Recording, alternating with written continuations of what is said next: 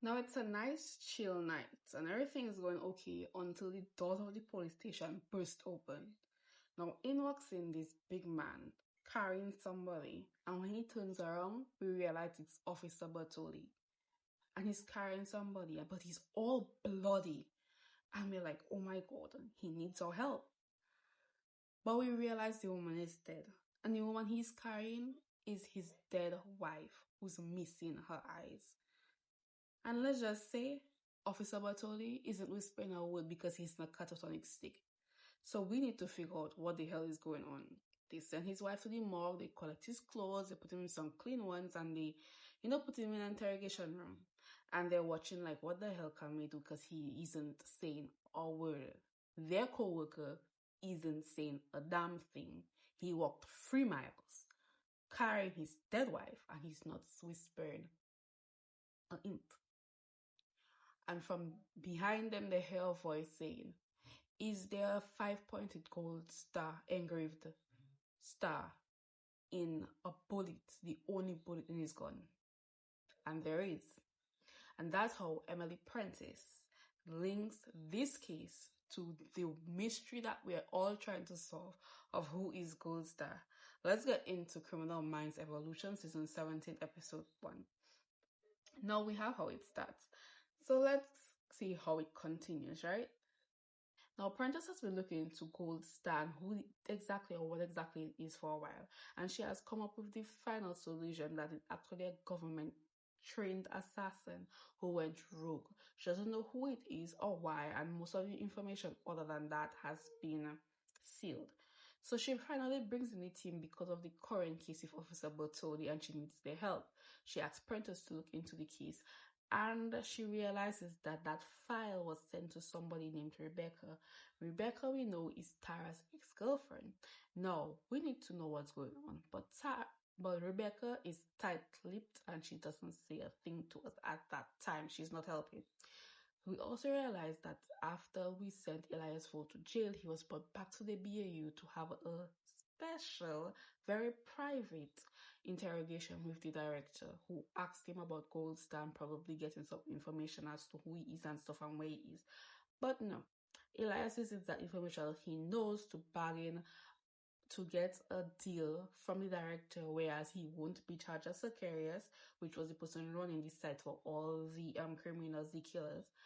And let's just say he will just get 5 to 15 years in prison, and he'll be out able in time to see his family not when he's old and grey.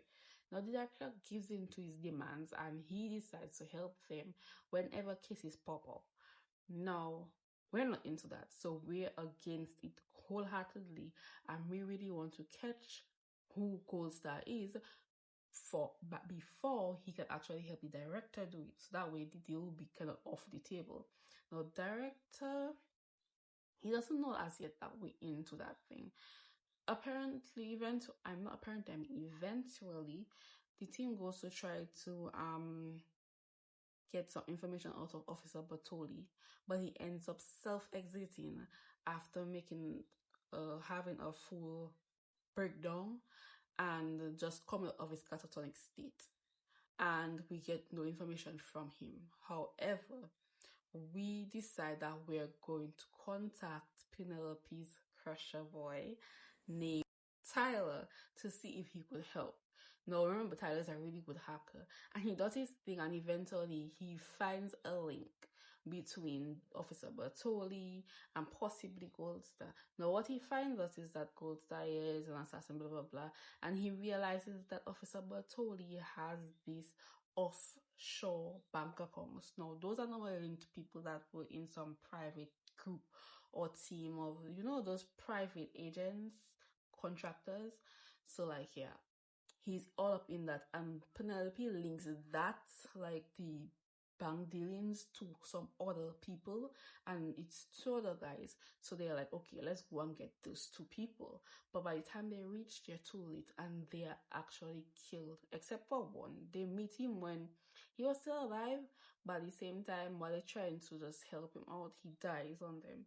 Now, his sheriff badge, is taken because he's also a cop.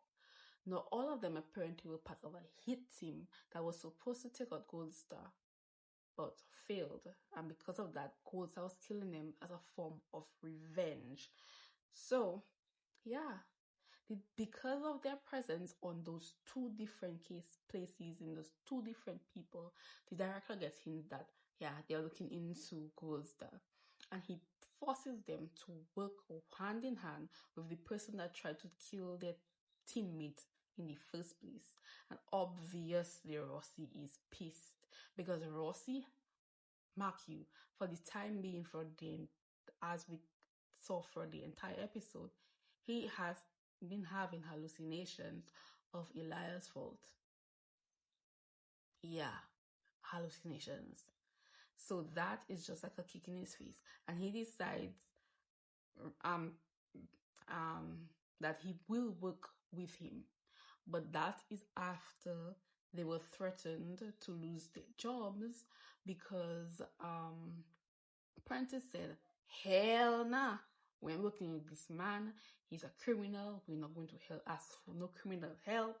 You know, I'll go stand on our wood, but Russia's like, we will do it, we'll do it. And then he said his plan. His plan is to try to make him incriminate himself with them going one by one to interview him and talk to him and stuff.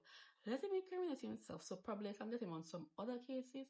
So even if they don't get him for the fact of Bold Star, he's still going to remain in prison for the murders of other people that were linked to his bunkers. Remember, he had bunkers.